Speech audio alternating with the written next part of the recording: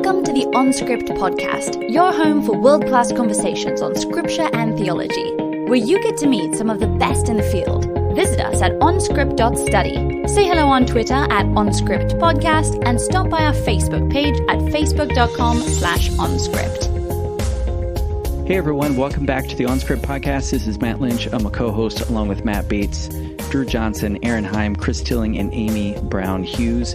We hope that you're all having a good December so far.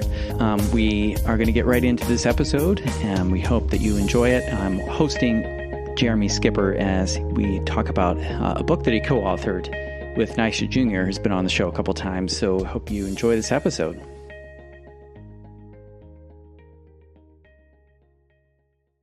Welcome, OnScript listeners. Today we're speaking with Dr. Jeremy Schipper about a book he co-authored with Nyasha Junior, who has been on the show twice in the past.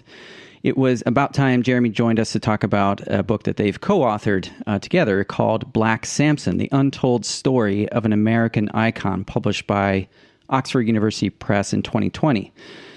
Jeremy is professor of religion with a focus in Hebrew Bible at Temple University in Philadelphia. In addition to Black Samson, he's authored the Anchor Bible commentary on Ruth, Disability and Isaiah's Suffering Servant, Parables and Conflict in the Hebrew Bible, and Disability Studies in the Hebrew Bible. He's also co-edited several volumes. Jeremy, welcome to OnScript. Thanks for having me. I probably should preface by saying, one of those disclaimers, the opinions expressed in this podcast are mine, not necessarily those of my co-author, Nyasha Junior. Yeah, that's good too. Opinions are not endorsements or something like that. Well, I feel like this is long overdue, having you on the podcast. We've corresponded back and forth and gotten to know each other a bit over the past couple of years, which has been a real joy. So, yeah, thanks so much for coming on. I wanted to start, before we get to the book Black Samson, talking about that, I wanted to just touch on your work in disability studies, because you've authored 2 books on that, co-edited 2 volumes. You've written numerous articles on the subject, so I figured you'd have something to say, although I know your work has moved on since then. So what drew you into that subject area, and how would you introduce a newbie to that field of studies? Yeah, so what drew me into it was actually a class I took at Yale Divinity School. I never actually graduated from Yale Divinity School, but a class I took with a scholar named Letty Russell.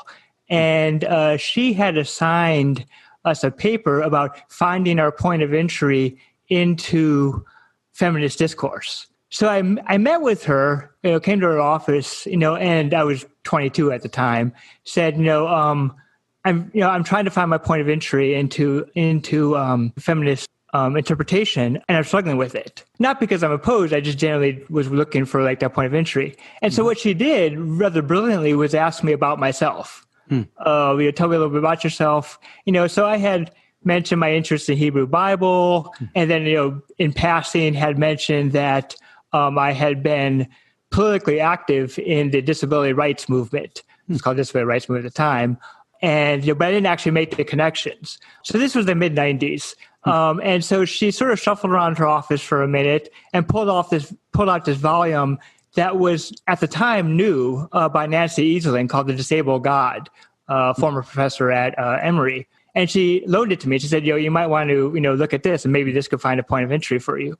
So I looked at the book, and I had never connected my theological studies with my interest in disability rights until I read that book. And I realized at the time, this is great.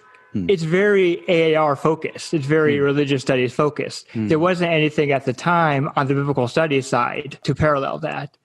So when I was in graduate school, I found that my AAR already had a program unit set up on disability, and SBL had nothing. So I decided to write my dissertation on the character of Mephibosheth in 2 Samuel 9. And that became the first book there. So it really grew out of just, unintentionally out of my own lived experience as someone with cerebral palsy.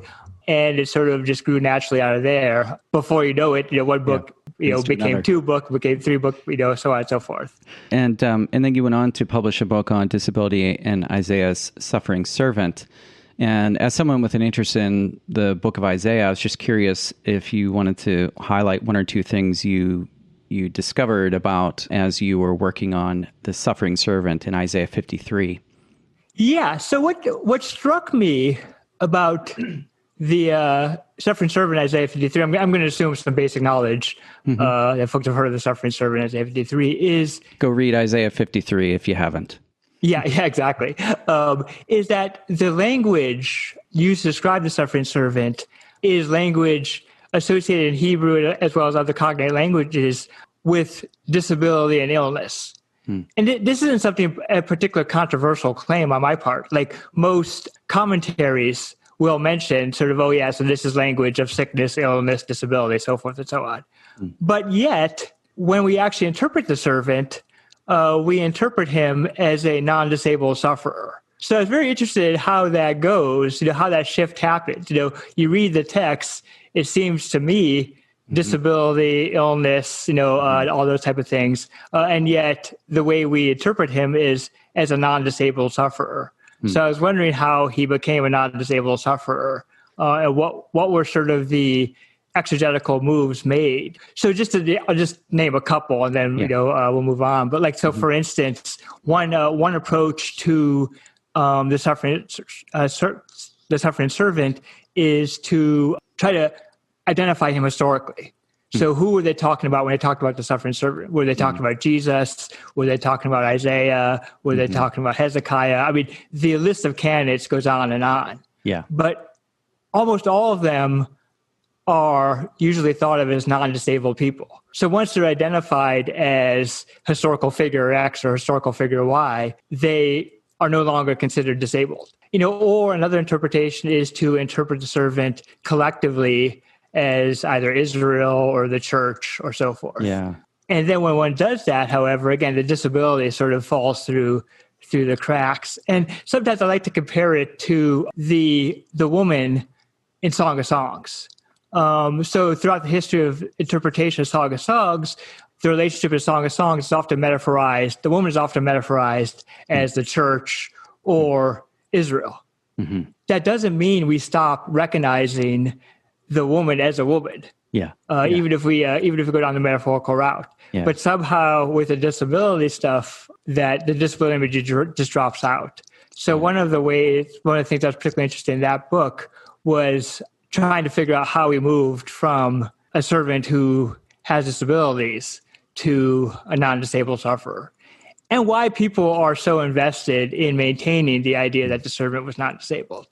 So that's what that book sort of looks at. And I have to say, that was something that really opened my eyes. When my assumption in coming to Isaiah 53 is that this is someone who was able-bodied, and then things happened to them, some kind of physical suffering that they endured. And I think probably for Christians, at least, part of what's at stake is just wanting to sort of maintain the parallel with Jesus, or the prefigurement of Jesus. But it led to a really fascinating discussion in our Isaiah class when I taught it about the Isaiah servant as a disabled person and all the implications of that. Really interesting. Yeah, I think just on that, I think something that is sometimes lost, at least with reaction to that book, is I'm not saying one can't, interpret the servant as related to Jesus or as related to other figures. But it would seem to me that a close reading of the poem suggests that there might have been physical abuse. They might be describing physical abuse, but the initial reaction that might be a catalyst for the physical abuse, he's already disfigured, so to speak. In that. Yeah, great. Well, we could probably talk about that a lot more, but I want to move on to Black Samson, again, which you co-authored with Nyasha Junior. Why Samson? And who is Black Samson? Yeah. So why Samson?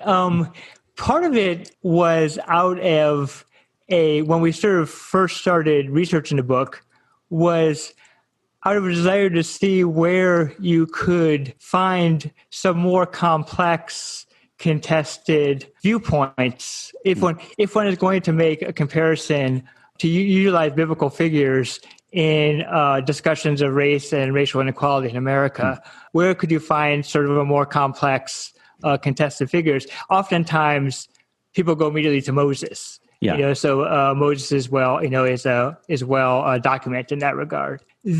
Oftentimes, though, with Moses, and just not to say that Moses is not a complex figure, but oftentimes the way that Moses is presented in those discourses is as leading the people to liberation, as getting them out of Egypt. With Samson, there's not an easy solution to Samson's story. He dies. I think at one point we mentioned the line like the story doesn't end with people on the other side of the Red Sea singing a song, or it doesn't end with a future king killing a Philistine giant. And we thought in some ways, as we dug into the research, we found more and more that the complexities of Samson's story provided a unfortunately appropriate analog for the hopes and horrors of race and racial inequality in the U.S. And just as we did the research, folks just kept returning to Samson over and over and over and over again. Yeah. And your book, of course, unpacks this Black Samson tradition. Where does that come from? Where did you first see the idea of a Black Samson emerge, and what do you even mean by that? Yeah, that's a great question. So, one would think, one reads the story of Samson, as I did for most of my life. One reads the story of Samson, and issues of race don't jump off the page. No. And even traditions, this isn't like Hagar, or this isn't like other characters. This isn't like the Song 1:5 and I am black and beautiful. Right. The text itself doesn't seem, at least at first glance, to invite a racialized reading. So what we found is a couple of different things. On the one hand, there's this one little verse that's very easily overlooked. It's Judges 16:21, and it's after Samson is captured by the Philistines, after he is blinded. The verse says that he was in the Philistine prison, and he was grinding in the mill. In other words, he was engaged in forced labor. And so very early on in the U.S., early 19th century, folks started to identify Samson with issues of slavery, and then his death as a resistance. Whether it was a good strategy or not, another issue that they debated, but as resistance. Now, they didn't necessarily at first. It's interesting. They didn't necessarily at first identify Samson himself as a black man. So the connection with slavery was actually made fairly early on, and it was only gradually over time that he became not only the Samson story was not only utilized in reference to resistance to slavery, but eventually, sort of over time, Samson himself became identified as a Black Samson figure. Yeah, I thought that was fascinating. One of the things I really liked about the way that you wrote the book is that as Samson, the biblical figure, was received into various traditions and referred to in poems and literature and so on, that different writers and speakers and artists activated different parts of the biblical story that I hadn't really thought about before. So before we get too far into that, though, maybe if you could just give listeners a quick sketch of Samson's, like the super condensed version of Samson's life, so that we have that in our minds as we're talking about him. And then we'll talk about some of those ways that Samson is received. Oh, yeah. So Samson, the entire Samson story is just 4 chapters in Judges 13 through 16. And there's actually, aside from a list in Hebrews, sort of a laundry list of biblical heroes, there's actually no other mention of Samson in the Bible. So first of all, we just say, like, within the Bible itself, Samson doesn't get the same amount of attention as, say, Abraham or Moses or Sarah and so forth. So it's actually a super short story. And it starts out with Samson's birth being announced by an angel to a mother who had previously not had children and was thought not to be able to have children. And he's declared a a Nazirite from birth. And then it said that at the time, it said that he will begin to deliver the Israelites from under Philistine oppression. Yeah. Now, begin doesn't guarantee he'll deliver them. Yeah, I thought that detail was really interesting. I mean, that one word carries a lot of significance then for how he was received in later traditions. Yeah, exactly. We'll get to that, But yeah, I mean, so if we stop and think about that, when Samson dies, he doesn't deliver the Israelites from Philistine oppression, unlike many of the other judges. In fact, in Sunday school, we learned that, David killed Goliath in 1 Samuel 17. So, the Israelites were under the Philistines' thumb, so to speak, for a long time after Samson died. So so he's born. A brief verse at the end of Judges 13 says he grew up, and then in 14 he becomes interested in a Philistine woman who's not named, but she's from the town of Timnah. He marries her, but there is some agitation between him and the Philistines.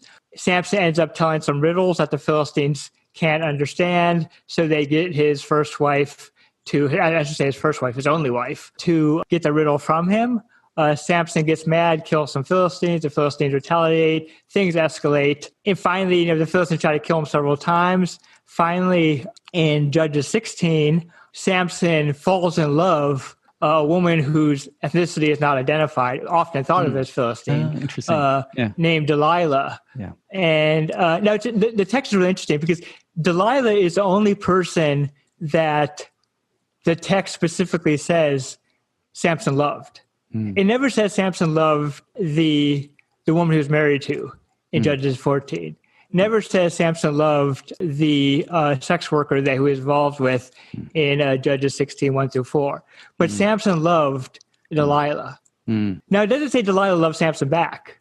And Delilah is put into a rather compromising position where the Philistines sort of make her an offer she can't refuse to get Samson's strength from him. So she tries on 4 different occasions. The first 3, however, don't involve love. She asks him, what's the secret to your strength? He plays some games with her, you could, if you tie me up, if you do this or that. It's only after the 3rd occasion that she questions his love for her.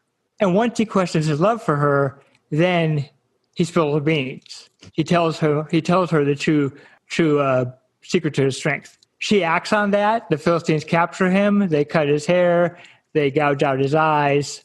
He's forced into labor in the Philistine prison in Judges 16:21. Shortly thereafter, he is brought out to entertain the Philistines. It says that there are 3,000 Philistines on the roof of the temple into which he's forced to entertain them. That's got to be a building code violation. Yeah, absolutely, yeah. The fire marshal's off that day. Yeah. The fire marshal's probably off, still sort of putting out the fires that Samson set in the fields back in the foxtail. 15. Yeah, exactly.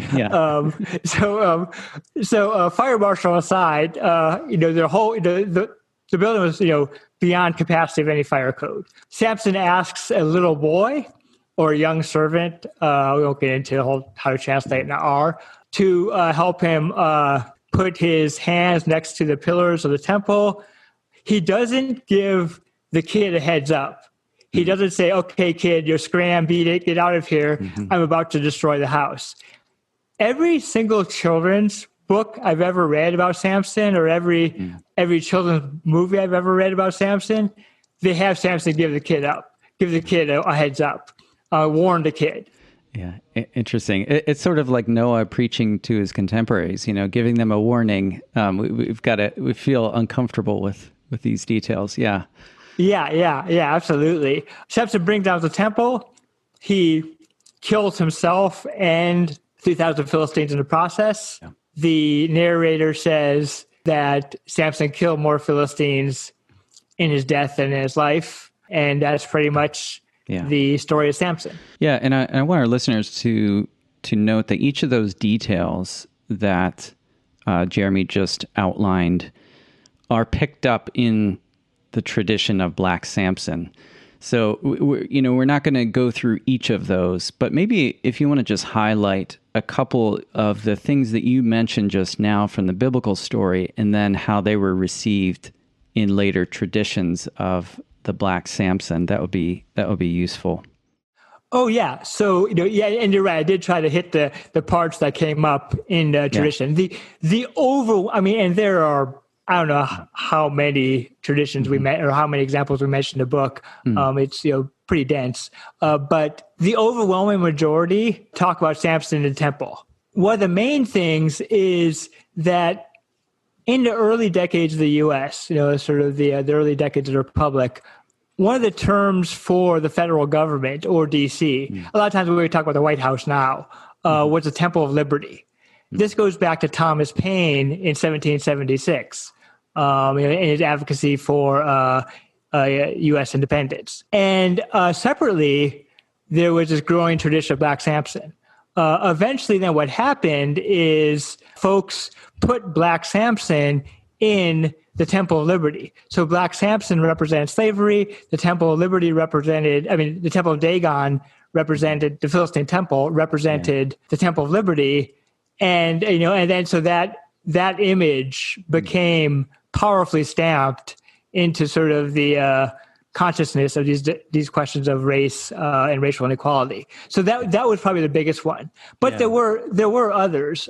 So, for example, we mentioned the Samson's birth and Judges 13:5 when the angel says he will begin to deliver his people. That was also sort of associated with folks who fought against racial injustice and inequality. So one example a lot of your listeners may know of is Frederick Douglass. So when Frederick Douglass died, I think it was 1895, in some of his eulogies, there were a bunch. Some of his eulogies had compared him to Samson and said, he didn't completely end all racial inequality, but like Samson, he began and made a definite strike, definite blow to that cause. Yeah. You begin in an early part of the book with a lengthy discussion of Henry Wadsworth Longfellow's 1942 poem, The Warnings. Of course, this is prior to the Civil War. And I wanted to read a stanza from it because this touches on the Temple of Liberty idea. There's a poor blind Samson in this land, shorn of his strength and bound in bonds of steel, who may in some grim revel raise his hand and shake the pillars of this common wheel, till the vast temple of our liberties, a shapeless mass of wreck and rubbish lies. So, there you have the image of the vast temple of our liberties and this poor blind Samson in the land. So what's the significance of this portion of the poem? And, maybe talk about its legacy a little bit. I thought it was a great study. Yeah. So in 1842, Longfellow published a collection of 9 poems, fairly short poems on slavery, against slavery. So, if the abolitionist cause really sort of took off beginning in the 1830s, this was sort of in the heart of the abolitionist movement. And so he writes his poem, and it's interesting. Initially, he didn't think it had much legs. Like, he didn't think it would catch on. He thought it was a fairly mild critique, maybe too mild. But it did. So that poem became sort of a abolitionist anthem. And you have people quoting it or alluding to it all the time in the late 1840s and throughout the 1850s up until the Civil War. And when I say people, like fairly prominent people. So like Stowe, for instance, Stowe of Uncle Tom's Cabin. She makes several mentions of that in her literature. Frederick Douglass is a big Longfellow fan. He quotes, at least alludes to that poem quite a bit. So it isn't just sort of like these sort of fringe circles that are making use of this poem. And then after the Civil War, after the passage of the 13th Amendment, the poem still gains traction. So you have it applied to other issues of racial inequality. So concerns about education and concerns about use in anti-lynching campaigns and other forms, after the abolition of slavery, other forms of racial injustice, to the point that in the 1960s, after the uprising in Watts in LA, there's this letter to the editor that was written in Life magazine that quotes that poem and applies it to the uprisings that were going on in the 1960s. Oh, very interesting. Yeah, so these things have a long afterlife. And one of the surprising portions of your book was that you highlighted some of the ways that even white supremacist literature appealed to the Black Samson motif, which would not seem to be very self-serving of that movement. What are some of the ways that Samson featured in such literature? Yeah. So the interesting thing is, the Black Samson image was so well known that, it was also well known to folks who weren't invested in the cause of abolition. And so you have that use. You also have, in one of the chapters, we discuss a figure called Samson of Brandywine. That figure is technically not based on the biblical Samson. But what it was a figure who was created in folklore about the U.S. Revolution. And this folklore by a guy named George Lepard in the 1840s. George Lepard was interested in workers' rights and helping issues of labor reform in some horrible conditions in cities like Philadelphia and New York. So what he did was he wrote this folklore about the American Revolution. And in this folklore, he created characters from various ethnic backgrounds who were in the working class. But yet in the folklore, they contributed to the war against the British, trying to show that, hey, these folks are American patriots. He included a figure named Black Samson, independent of the biblical tradition and the way that it was portrayed in abolitionist literature. Or at least consciously, right? Very consciously. In fact, to the point where he, without getting to the weeds too much, he said, like, this isn't abolitionist Black Samson. Because if he wanted to argue that, his Black Samson is an American patriot, you can't have him as an enslaved person who might threaten the Temple of Liberty. And so that Black Samson of Brandywine, it appears over and over again in the late 19th century, and is often told in some fairly racist tropes. So they use a lot of racist language and racist descriptions of this Black Samson. And it is sort of interesting because some of these tropes are remain today. So, for instance, when describing Samson in battle, Lepard talks about Samson as a demonic figure.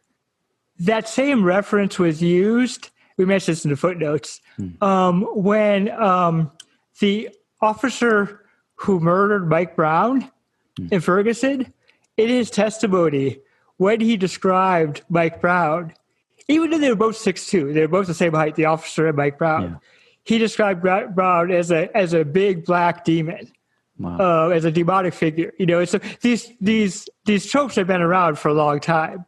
What you get then in the early 20th century is one of the most influential African American poets of the 20th century, Paul Dunbar. He offers a poem about Samson of Brandywine, but without the racist tropes, to emphasize his patriotism.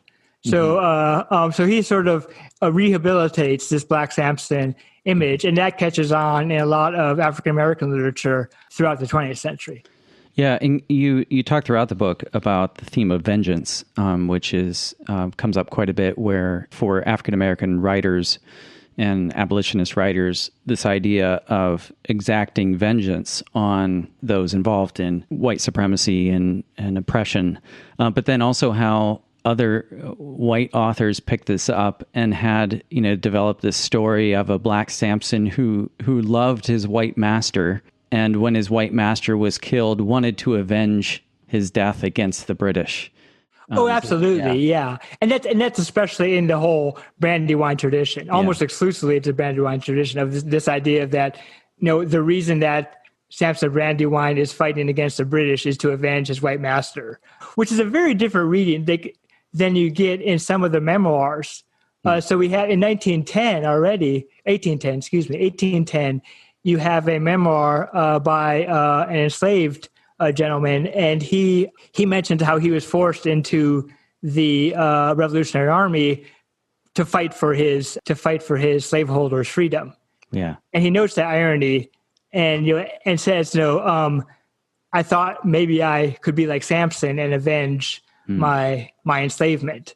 But then he decides, I'm not going to go down that road because that will probably lead to my death. I wanted to just read a quote real quick from the book. You say, the idea that a Black Samson figure could represent both an American patriot and a national threat epitomizes how African Americans are often viewed in the United States.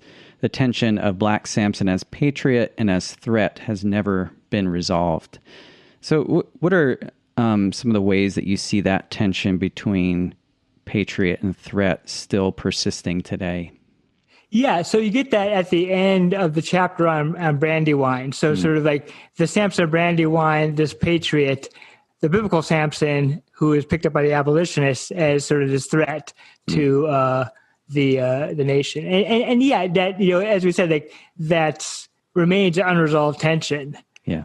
In the U.S. And I don't know as we're any closer to resolving that tension between threat and patriot. Yeah, it reminded me when I read that of a book that I know you and I both appreciate, Chaim Potok's The Chosen, where at the beginning you have Orthodox Jews who all of a sudden decide to put a lot of emphasis on playing baseball. And this is during the beginning of the lead up to and beginning of the Second World War, where Orthodox Jews felt compelled to prove their patriotism, and so they start playing baseball because they were simultaneously viewed as a threat. So you have that kind of tension between threat and patriot in the Jewish story, at least as it's presented in The Chosen. I mean, that's not exclusive to one particular American experience, definitely, even if it manifests itself differently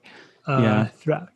Yeah, so one of the questions that this raised, this is a work of reception history in some ways. Did you get the sense in your research that the biblical text itself put any constraint on the possible range of ways that Samson was perceived in later eras? So in other words, was the Samson tradition evidence that people just use the text to say whatever they want, or did you get a sense that the text sort of constrains the possibilities as you looked through history?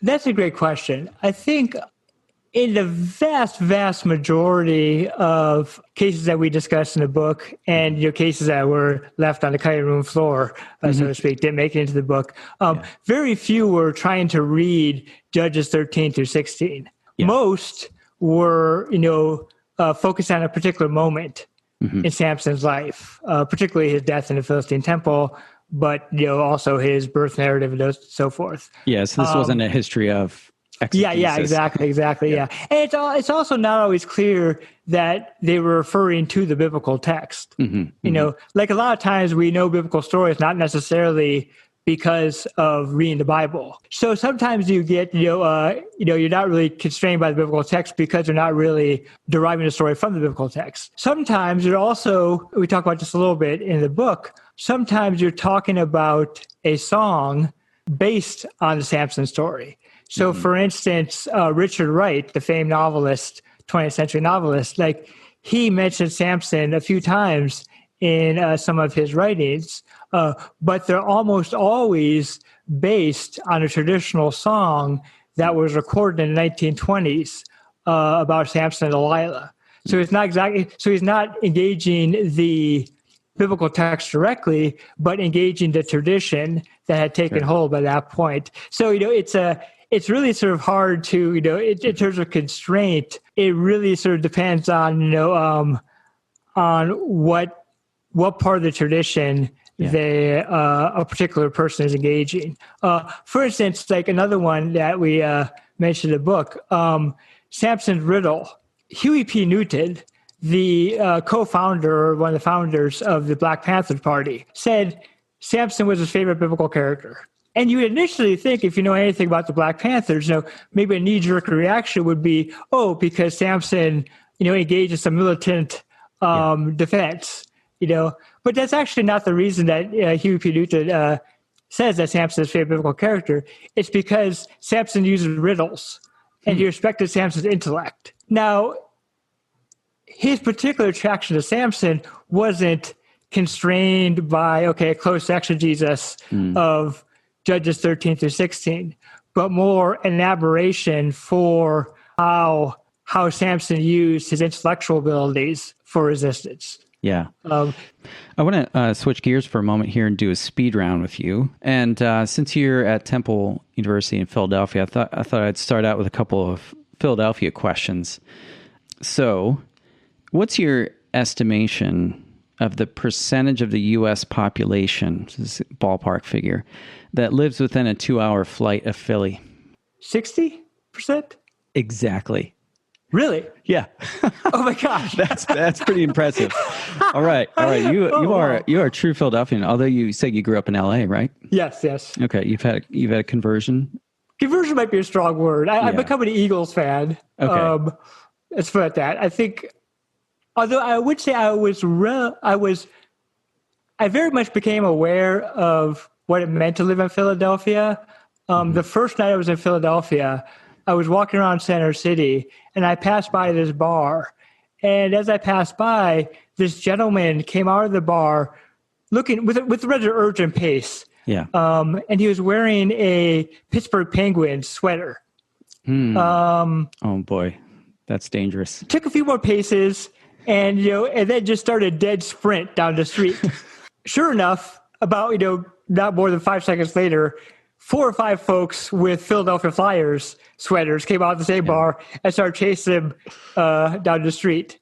Yeah. Now, I don't know how that story ended because I did stick around to see how it ended. Yeah. But that was my introduction. That was my very first night in Philadelphia. Well, it was only right that they chase him. I mean, that's yeah. Makes perfect sense for Philadelphia. The fair weather fans in LA would ever muster that kind of passion for that in that scenario.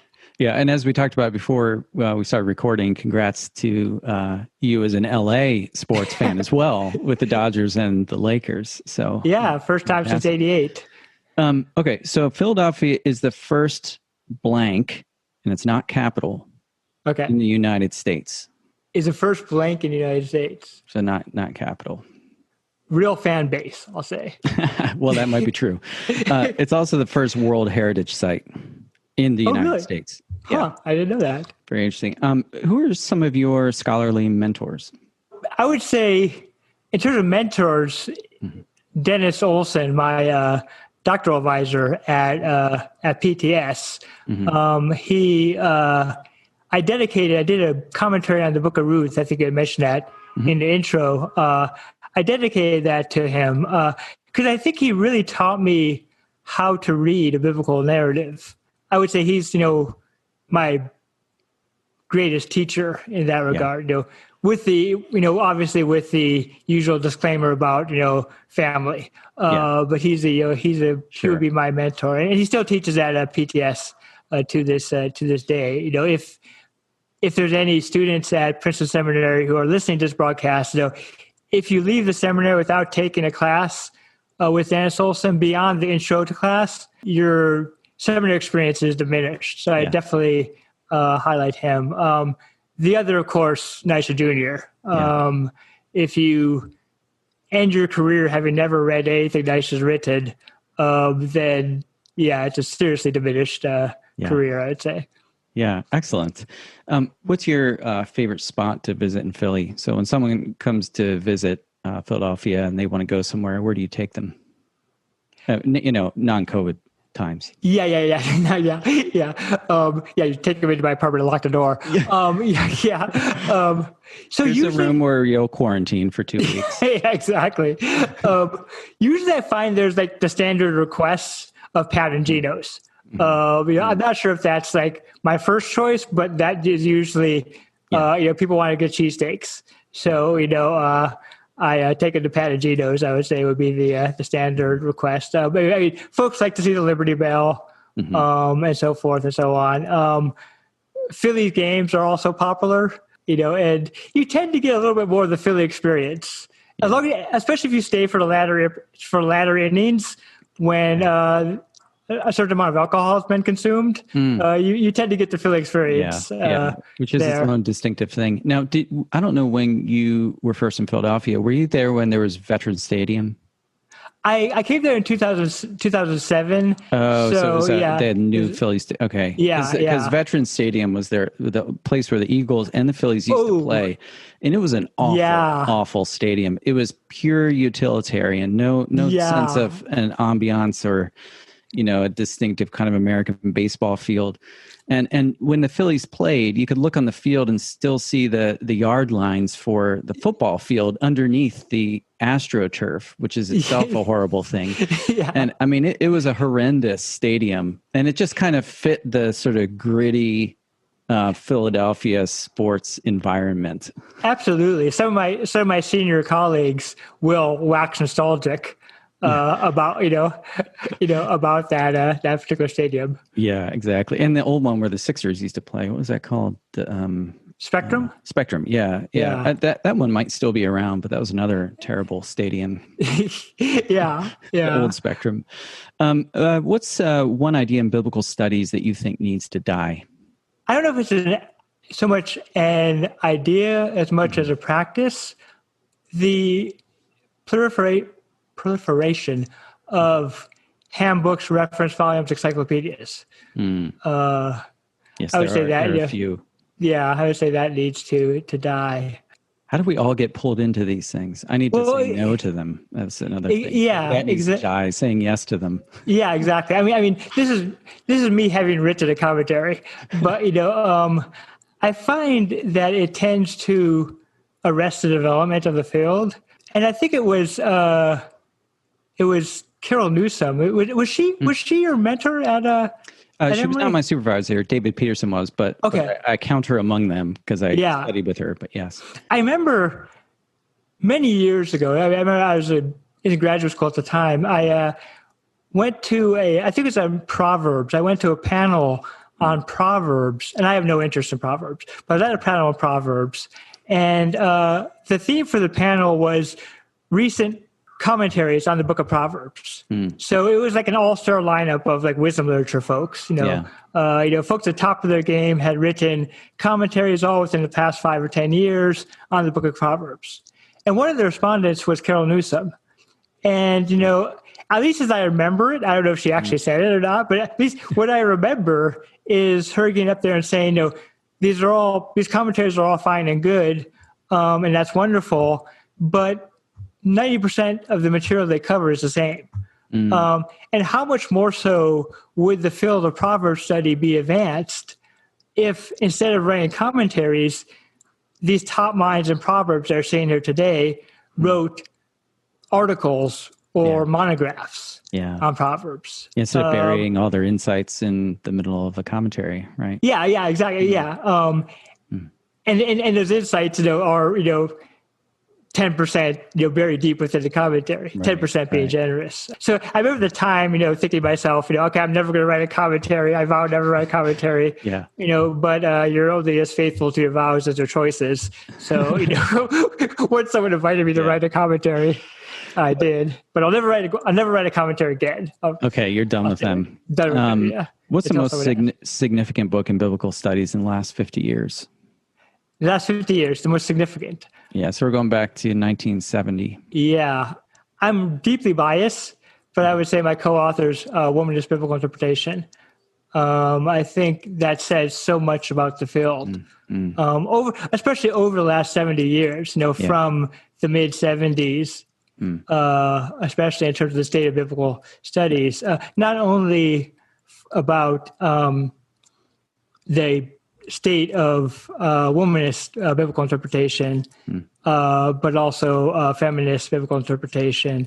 I think another one would be Jacob Milbrom's three-volume commentary on Leviticus. What that says, if one starts looking at that 10%, so to speak, what that says about not only the state of Pentateuchal studies, but issues of sexuality, issues of gender, so on and so forth. I think that's I think it's limiting to say it's only the concern of folks who are interested in the Pentateuch and Pentateuchal formation. I should say, by the way, I'm limited to specifically material written by folks whose primary training is in biblical studies. Yeah. So so Robert Alter and those stuff, I'm not including them within this Absolutely. purview. Yeah, definitely. Good choices there. Milgram stuff's definitely some nice light reading for people if they're interested in a quick read. Yeah. And how about the book that's had the biggest impact on you as a scholar? So ruling out the ones you just mentioned. Yeah, I suppose I should have saved Nyasha's for that. I think in terms of a book that I encountered early on that was eye-opening for me at the time, I'm not sure if this would stand the test of time, but at the time, I remember the summer before I entered the MDiv program at Princeton Seminary, reading John Levinson's collection of essays titled The Hebrew Bible, the Old Testament, and I think it's Historical Criticism. Yeah. And just how he engaged figures like Von Rad, how he engaged sort of like the intellectual history of the discipline. Over time, I think I wouldn't necessarily agree with much of what he said in that volume, but in terms of self-critique of the field, that I think was an important influence on me, even if I've, abandoned that, the specifics of his arguments for a long time. So, for instance, even in Black Samson, there we mentioned this in passing, like in the first page or two, but there is a lot of reception history done on Samson in biblical studies. It is astounding how, despite volumes put out by prominent scholars like Gunn, like Exum, and others, the interpretive traditions of Black Samson are all but ignored. I don't even think they're even mentioned. And so this in some ways, our book is saying like and I think that's one of the sort of implicit critiques of the book. Actually, now I'm thinking about it. Sorry, this is very moving away from the speed round.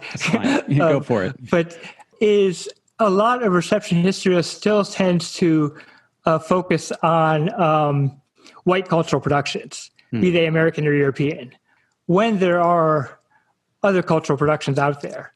And so in some ways, this book is one example of something that's been overlooked within specifically reception history in biblical studies. White cultural productions is a good segue to the next section, because one of the things we do, I've done a couple times now, is ask guests to give a book endorsement or to give a book rating.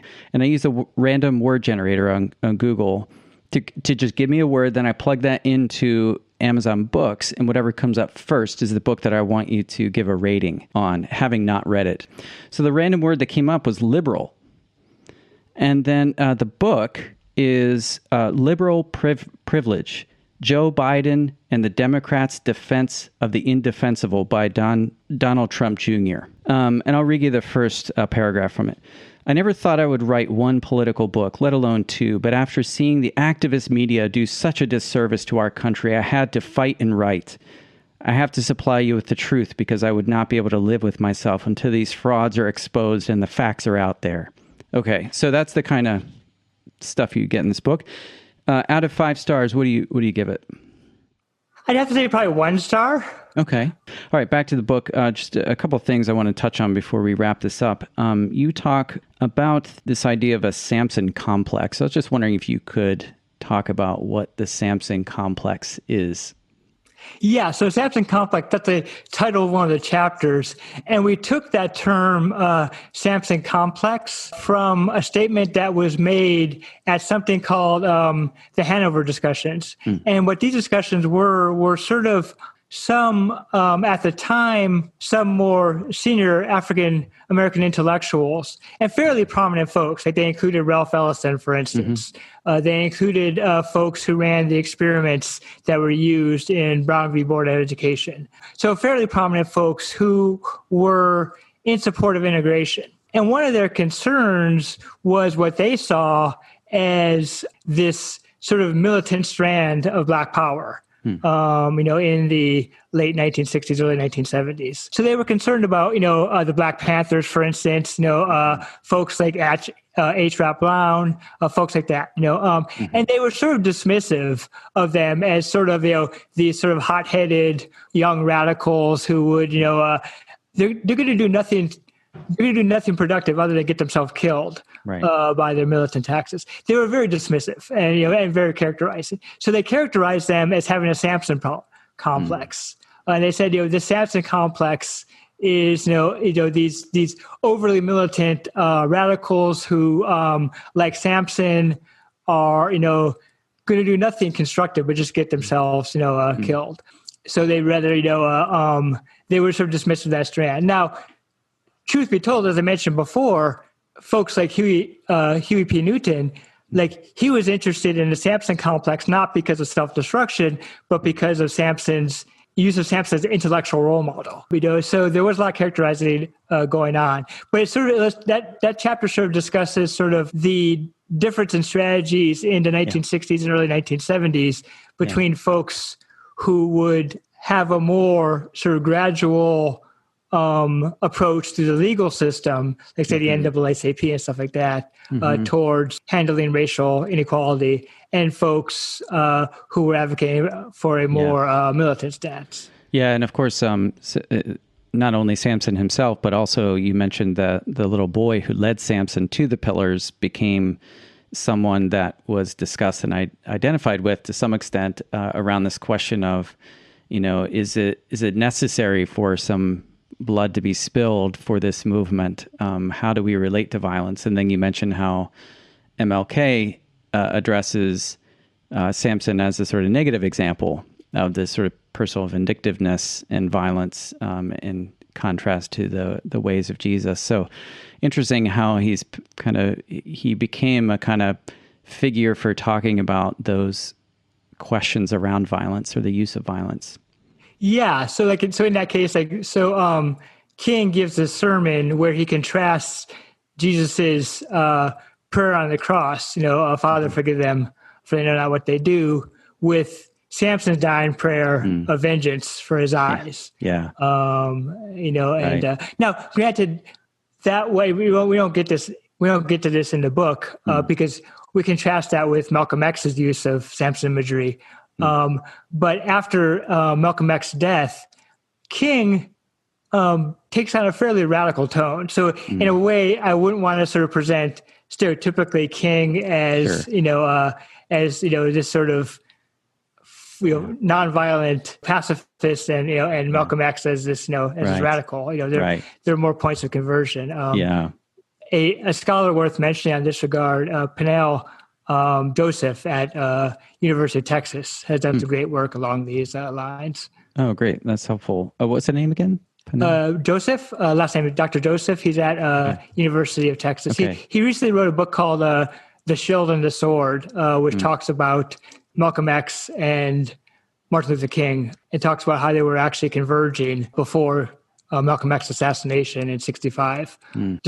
Despite sort of the popular contrast between King on the one hand and Malcolm X on the other. And I really like the quote from Albert Cleage Jr., who's a minister in Detroit, who talks about various Black revolutionaries using the Samson image. And he says, normally people would have frowned on him. They would have called him a hoodlum. They wouldn't have listed him in their religious scriptures as a judge of Israel. So there's this kind of fact that has to be reckoned with, that Samson is among the judges of Israel. He is listed as one of the leaders, but yet he's such a complicated figure.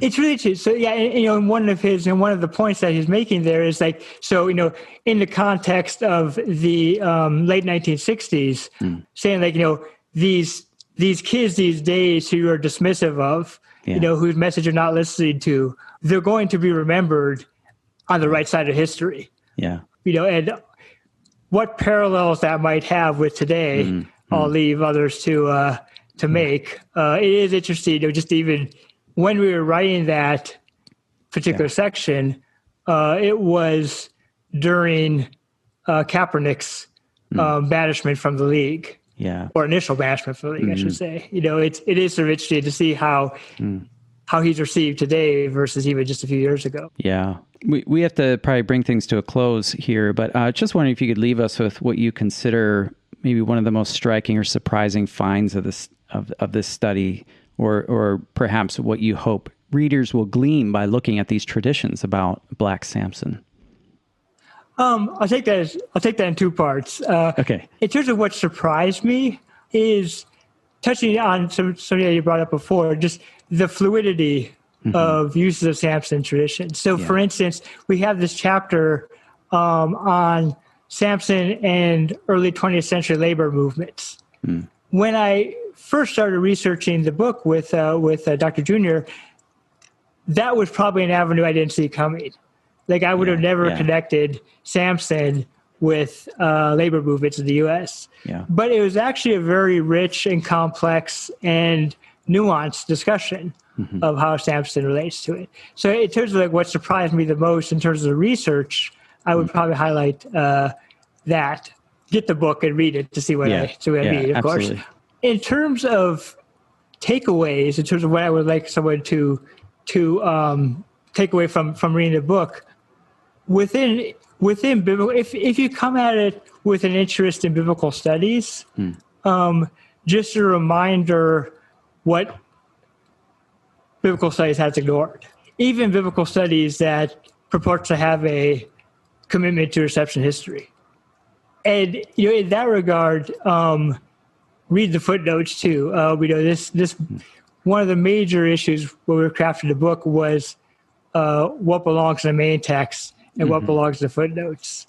And there's a lot. There's almost like a separate monograph almost in the footnotes. So I'd say for more info, definitely read the footnotes. Excellent. Well, Dr. Jeremy Schipper, everyone, thank you so much for taking your time to talk today about Black Samson, the untold story of an American icon, book that you co-authored with Nyasha Junior. Thank you for having me. You've been listening to OnScript, delectable conversations on scripture and theology. If this episode has brought you inner peace or lit your biblical fire, please consider a small donation of just $2 or $5 per month. Information on how to donate can be found at onscript.study/donate.